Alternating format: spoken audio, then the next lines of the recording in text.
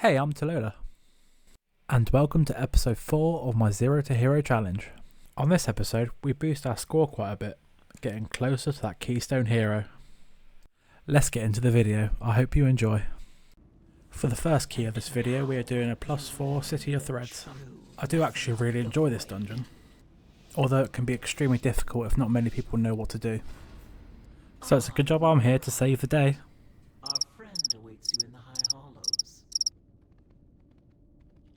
Anyway, that's enough of those shenanigans. On the first pull I go quite slow because again I'm a bit too scared to do the big boy pulls. Although at this point on a +4 I'll probably be fine taking them both. Again, I definitely need to work on that self-doubt thing. I just need to give myself a little pep talk in the mirror, Buffalo Bill style. Some of you will get that. You know, a guy in quite a popular film who's obsessed with people's skin and lotion. The first boss of the dungeon. I'll tell you what, this boss is great for people who are unprepared. Let's give you a little rundown. The boss has a big circle around it at all times. Do not leave the circle as it will suck you back in and you'll take damage. The boss will choose 2 players at random to have purple orbs surrounding them. After a short countdown, the balls will be released. The balls will go into a direction where they are placed around the character, so it can be aimed.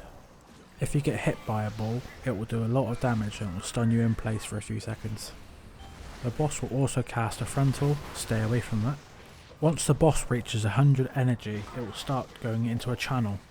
After the channel, you have to move the boss as it will place a big circle underneath him which will expand and deal a lot of damage to the group. If you can, move with the tank, as if you fall behind and leave the circle, you'll be dragged back in and take damage. That's pretty much the entire boss fight. After an epic boss fight and a few deaths, we were victorious. That's the first boss down, 3 more to go. So I don't know the route here very well, but correct me if I'm wrong. Normally when you see the trail go behind the house, the enemies you're looking for are normally inside the house. But not this time. For some reason they're placed somewhere I've never seen them spawn before. I mean, is it just me? Is this a normal thing? Have I been living my life a lie? So after following all the things which leads you to stuff and then talking to a scarab, it's time for the second boss. Now it's time for your favourite segment, Boss Rundowns with Talola. Sorry about that. So, this is a cleave boss fight. The bosses will cast frontals, as usual, get out of them. The bosses will get big purple circles around them, get out of them. The bosses will cast a different type of frontal, which can be aimed. Some players stand next to a wall, so they don't have to run as far to attack the boss. But some players stand as far away as they can, so everyone else has to run up to them. The tank will get freezing blood on them, which is displayed by a big white circle on the tank. Every player should stack in this as close to the tank as they can. Oh, and also the bosses should be tanked together. And if you and your group can master that, you'll kill the boss.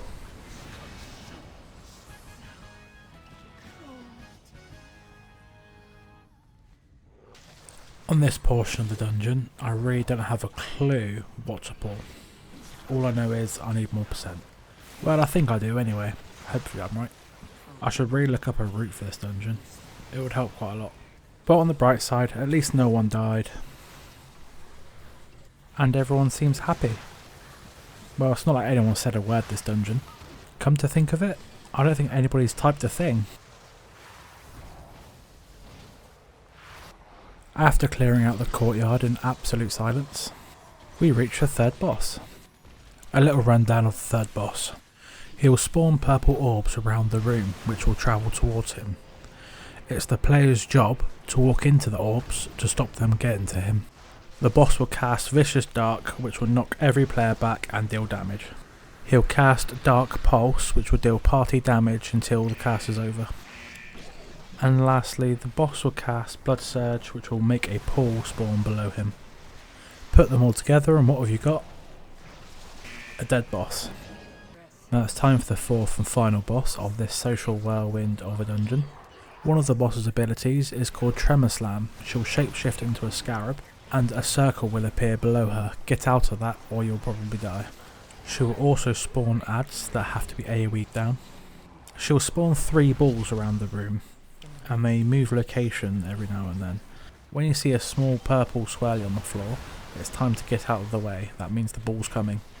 She'll also cast a spell called Umbral Weave. She'll target every player and root them in place. You should probably try and stack up for this bit and AoE the webs down. And finally for the tank buster, called Process of Elimination.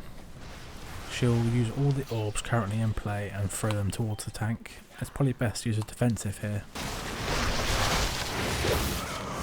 And that's the final boss down of the dungeon. Timing the key and giving us a respectable 207 points. Ah yes, we finally got some loot as well. We got an amazing ring with a massive upgrade. Considering this is the first +4 on this character, it went really well. After the last dungeon went so well, I decided to hop into another one. This is a +4 Grim Batol. I think Grim Batol is definitely the Mythic Plus I've done the least so far this season. In my opinion, I think this is probably one of the most punishing dungeons out of the lot. So I was originally just trying to pull the 1 pack, but the 2nd pack gets pulled as well. And I just thought, oh shit, we're all going to die. But I thought, hey, this is going to be a test of how much damage I can take. So I thought, let's go with it. As long as it get interrupted, we're golden. And you know what? So far it seems to be going quite well. A lot of the interrupts are being interrupted. Everyone's doing their part. But unfortunately, I think some of the mobs get a cast off and the healer dies. Then I die. I'm sure this bit's everyone's favourite part of the dungeon. I mean, who doesn't love flying a dragon around breathing fire on people? Although I don't know whether I use the right abilities on the right packs or not. I normally use the smaller fire ability on the smaller packs, and I use the charged one, the bigger one, on the bigger packs. Hopefully that's the right thing to do. Also, I swear back in the day you were able to damage the trogs, but you can't do that now, which is sad.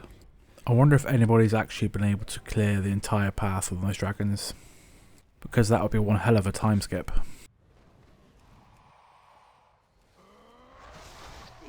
Now it's time for the first boss. He's fairly quite straightforward. He'll summon 3 dragons which will breathe fire along 3 lanes. The lanes marked in purple are the lanes the dragons will breathe fire on, so go on to the lane which isn't currently lit up and you'll be safe. He will then cast Rock Spike which will go onto your party members. Try and put these out of the way, as you'll need a lot of room to move around the area. When the Rock Spikes detonate, it will deal damage to you and it will knock you back. So try and stay away from the edge. And finally, there's the Tank Buster Skull Splitter, which you should use defensive for. This is quite a move intensive fight, but that's all the tactics you need to know. And with all that done, the boss is dead. This group actually seems to be fairly good so far. Everyone seems to be interrupting a majority of the interrupts, which is good. And the damage going out seems to be quite good for a +4. Although I am struggling with one decision, do I carry on farming delves to get some better gear? Or do I just carry on pushing through on Mythic Plus on my current gear? Because I seem to be doing okay so far. I'm not the greatest tank in the world, but I seem to be doing alright in these Mythic Pluses so far. I don't know whether or not that will change when the higher keys come in. Although I could be in absolute denial. I'm getting absolutely boosted by the healers. But no one's really complained so far. Although we have been doing 2s and 4s, they're not really the most punishing dungeons, are they? So this boss can be quite tricky. The boss will cycle through 3 weapons. The weapons are an axe, a sword and a mace. So starting with the axe. With the axe the boss will cast Fiery Cleave. The boss will target a random player to do a frontal attack. This attack can be baited as long as your party members are positioned correctly. Now the sword ability. The boss will use Molten Flurry on the tank, dealing heavy damage over 6 seconds. And it will also debuff a random player with Molten Spark every 2 seconds. This dot expires after 6 seconds, and also drops more pools on the ground, which slowly grow over time. Now for the mace. The boss will use Molten Mace, and for 10 seconds it will increase his damage by 1000% and slowing him by 50%. The tank should kite him around the room. While the boss is chasing the tank, the boss will drop molten pools on the floor, so avoid them. And once the 10 seconds is up, he'll swap back to his first weapon. And rinse and repeat and you should be able to kill the boss. Our first attempt didn't go very well, as most of us were out of position and the healer died to lava.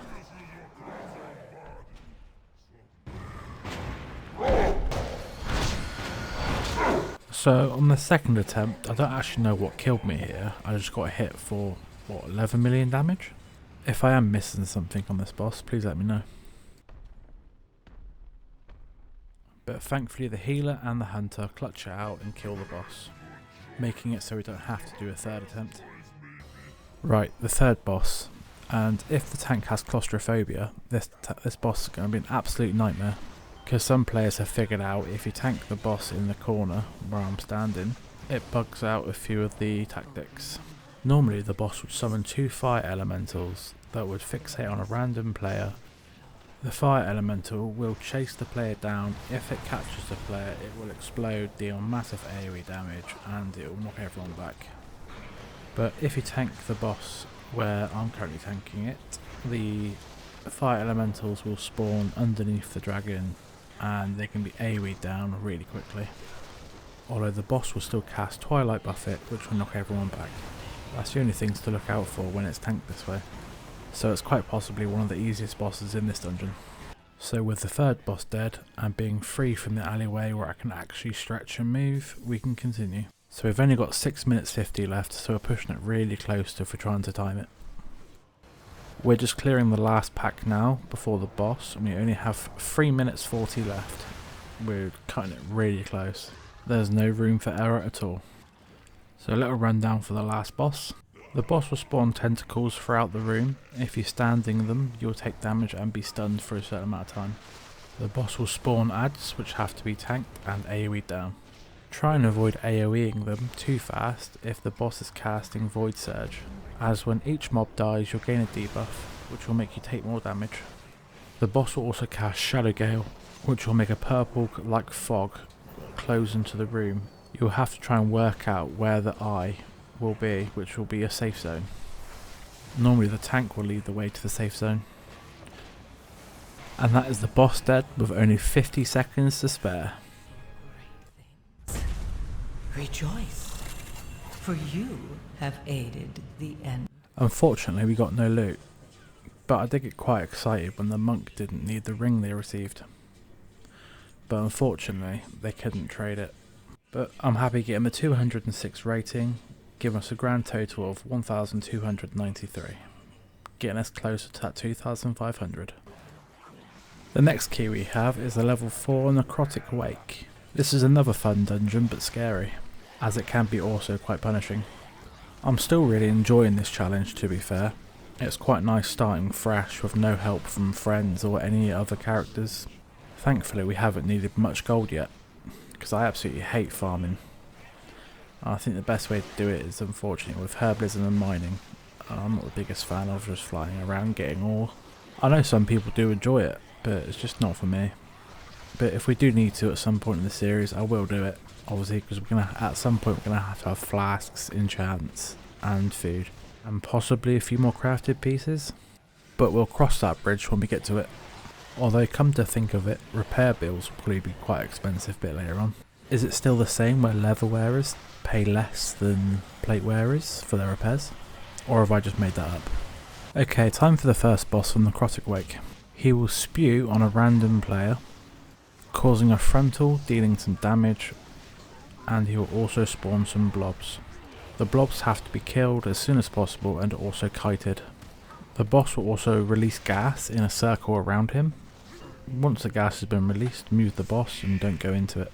And last is the Tank Buster Crunch, which deals quite a lot of damage to the tank. And with all that, there's not much to deal with, the boss should be dead.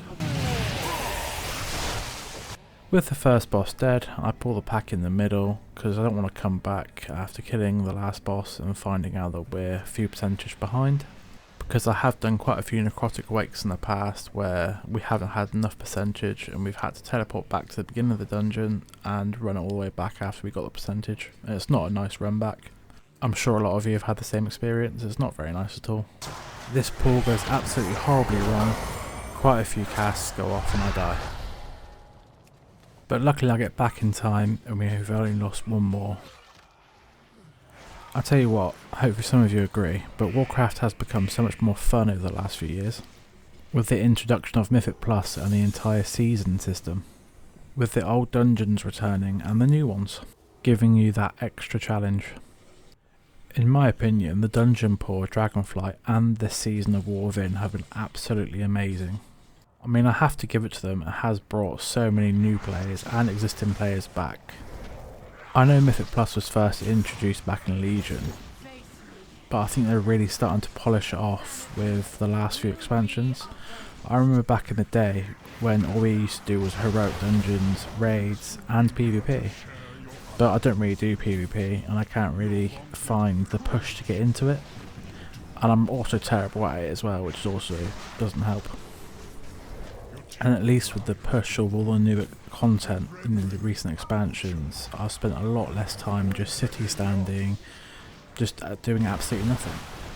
And at least you've got that incentive and the carrot on the stick to do Mythic Plus. You're not guaranteed to get items every time, but if you do well enough, you can get Mythic Plus score. And the higher your score gets, the more chance you've got to get invited by people. And with doing Mythic Plus, you can reach milestones by getting achievements, you can get rewards, you can get titles. And I mean, I know the main title which goes out is to like the top 1% of the player base, but it's still nice to think, oh, maybe I can try and push that far, you know? I personally feel that it just makes the game more fun and not a repetitive task.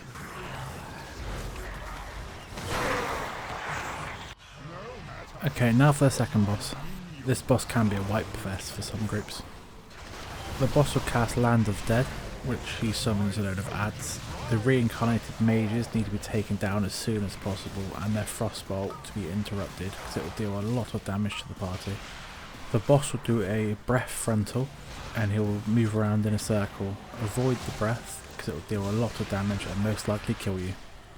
The boss will then go on to cast in Final Harvest. If there are any adds left after the Final Harvest cast, your group will take a lot of damage. And then just rinse and repeat until the boss is dead. That's the second boss dead, on to the next area. The first part of the boss fight you'll be tanking the Abomination and you're waiting for the red arrow to come out of it. Once the red arrow is latched onto a player, the player will run towards where the boss is on the platform and aim the arrow directly at the boss. That will cause the Abomination to drag the boss down to the battle. As soon as the boss comes down, you'll want to pop all your cooldowns and try and do as much damage to it as you can. When the boss is on the floor with you, the Abomination will still throw its chain at someone. It's their job to try and land the chain on the boss, so the boss has more time down with you. After a while, a new Abomination will join the fight. Nuke down the one you're currently fighting, as the tank will take a lot of damage if there's two of them attacking him. The boss will cause swirlies to appear at random players' feet, move out of the swirlies and they'll make a pool. If you go into the pool, it will do damage to you. The boss will also cast Morbid Fixation on a random player, chasing them down. Run away from the boss so it doesn't hit you. Yeah, the boss died too quickly, I didn't have to cut it. Now we're straight on to the fourth boss. The boss will cast Frozen Binds on a random player. That player will be rooted in place until dispelled. The boss will also cast Comet Storm, where swirlies will appear at your feet. If you can walk around in a square and avoid the comets. And then the boss will cast Dark Exile on a random player, exiling them to a gauntlet. It's their job to get from one side of the room to the other, avoiding swirlies on the floor, and they have to kill a mob at the end. Once the mob's dead, they will return to the group. When that player returns from the gauntlet, try and get into the corner of the room as you will drop a big ice pool on the floor which will deal damage. And that's pretty much it for the last boss. And that's the dungeon timed, giving us 208 points and total we got 1501. Although unfortunately we got no loot. Although someone got a really good ring for us, which me and the hunter both wanted. We found out they didn't need it, so we rolled. Winning the roll, I was extremely happy that I'll be getting a massive upgrade to my item level with that ring. But unfortunately the person who lost the roll traded the player and the player gave them the ring. Oh well, things like this happen. On to the next. The next key is a Dawnbreaker. This is the first +6 I've done. I was actually quite nervous. So I started things off with a nice double pull, just to try and gauge how much damage I'll take and see how the rest of the run would go. I did struggle with aggro to start off with, because people were doing a lot more damage than what I was used to. I did eventually manage to get everything back onto me. The first pull went fairly well. I took quite a lot of damage, which was nerve-wracking. Now this part of the dungeon I absolutely hate. I don't know why, but I really struggle getting onto the boat sometimes. Sometimes I just clip onto something, or I just go through the boat altogether. But at least the first boat you have to fly onto, I managed to land on successfully. Which is normally a good thing for the tank to do, I suppose. Successfully landing on the second boat, what an accomplishment. I am an absolute god. The first boss of the Dawnbreaker. She'll cast Obsidian Beam, which will cause 3 beams to come out from her and spin around in a circle slowly. Avoid the beams as they will kill you. She'll cast Collapsing Night on 2 random players, which would deal damage to them and a pull will be placed on their feet, and obviously get out of it. At 50% health, she'll cast Darkness Comes.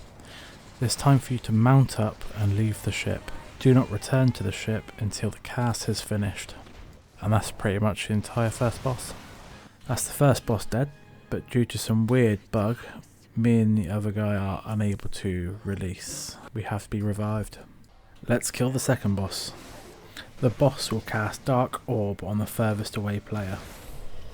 This orb will appear in the middle of the boss and float towards the player it's targeted. Try and point the orb so it doesn't hit any obstacles. If it hits an obstacle, it will explode, dealing massive damage to the party. Avoid letting the orb touch you as well, as it will do massive dot damage to you. The boss will then cast Terrifying Slam, which will go onto the tank. Every player has to make sure they're out of the circle on the tank, or they'll get knocked up and deal damage to. The boss will then cast Shadow Decay, which will deal party-wide damage. Try and use defences on this if you can. The boss will finally start spawning adds. Make sure they're rounded up by the tank and interrupted and stunned. That's the second boss dead. Onto the boat for the last boss. The last boss is a 2-phase fight.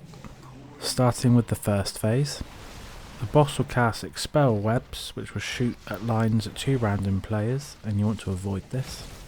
The boss will choose a random player to use Rolling Acid on. The Rolling Acid on the player will display in one of 2 ways. It'll either be left or right. You will want to follow the way the animation is going to avoid the wave going over your party. The boss will also cast Erosive Spray, which will put a dot on every party member, which does quite a bit of damage. The boss will place 3 bombs at range, which have to be collected by the party and used on the boss.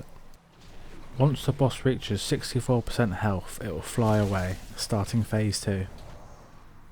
Once you have made it to where the boss lands, the only new ability you have to deal with is Spinneret Strands. They will debuff 2 players.